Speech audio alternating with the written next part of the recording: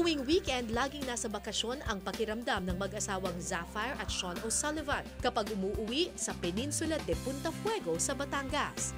Nagpatayo rin kasi sila ng beach house dito na may 4 na palapag.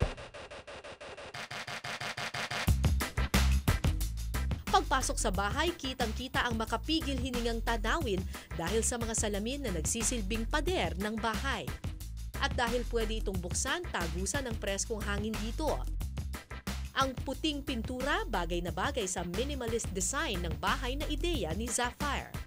We come here kasi ang aking kabiyak, ito yung kanyang parang relaxation after hard work. And this is a place where we spend time with our children when they come to visit us. In fact, our children grew up here on the weekends. So it's a very special place for us. Hindi rin mawawala rito ang koleksyon niya ng mga Murano glass na Under the Sea ang tema. At syempre, mga painting na gawa ni Zapphire. I think we're very, very lucky to find this area. I'm so happy with the view we have. And we're just very close to the water. It feels so serene. It's important because we wanted to get the sunset, and we have these 2 islands, and they're of special significance because one we call Grandpa's Island after my father. Dahil matangkad at balingkinita ng kanyang katawan, naging modelo noon si Zapphire at naging laman ng luncheon shows.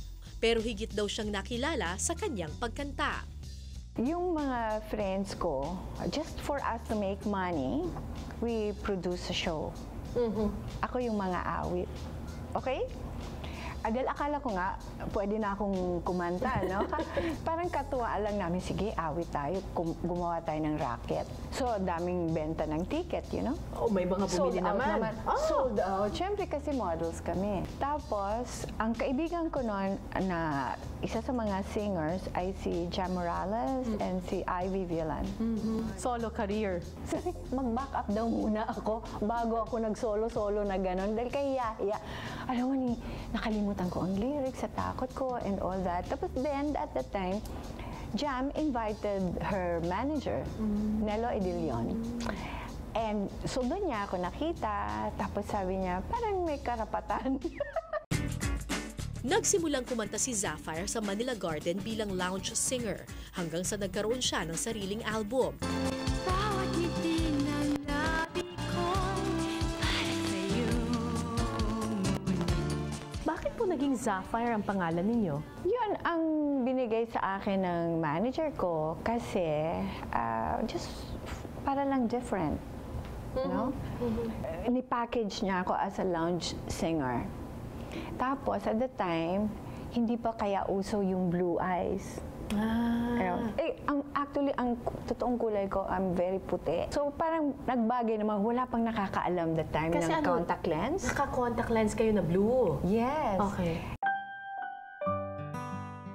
Sa pagkanta rin niya nakilala ang kanyang asawa na si Sean na isang Australiano at nagtatrabaho bilang consultant noon sa Asian Development Bank. He was just right in front of me. And then, syempre, ano naman yun, normal talaga yun eh, di ba? Na kunyari, you pick someone, na kunyari, inaawitan mo doon. Tapos, paano kanya niligawan? Si Sean, one night, he took me out to a date.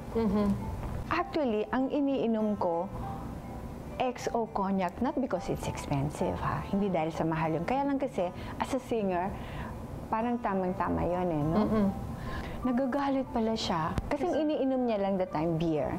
And you know, ang beer eh, 50 pesos lang, di ba? Magkano ba yung XO cognac? Ang mahal. Siguro mga 300 ang isang ganyan. Di ba, napakamahal na noon? Eh, kung umorder pa ako, hala, parang walang tomorrow. Ang saya-saya, pasaya ako naman. Pagalit naman siya ng pagalit. Until sinabi niya sa akin, are you taking advantage of me? Ako pa kaya? Ano sabi ko, no, why? Kasi, you know how expensive that is? You took me out, so you must be very ready. Ay, nainis talaga ako. Tapos? Tawag ko yung aking driver. Kuripot naman ito. No? Anyway, the next day, nag-apologize siya. Ni-visit niya ako, nag-apologize siya. Dinalhan niya ako ng isang bote ng XO. Ito yan, nakikipag-peace siya sa akin.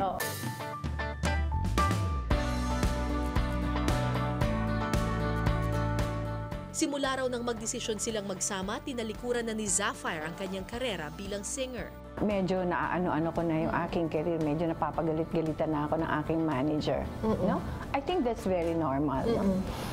So, sabi ko sa kanya, I think this is already getting quite serious.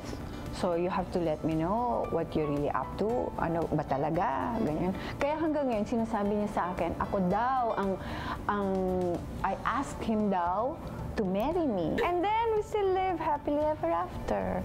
Hanggang ngayon, we just celebrated our 25th silver wedding anniversary.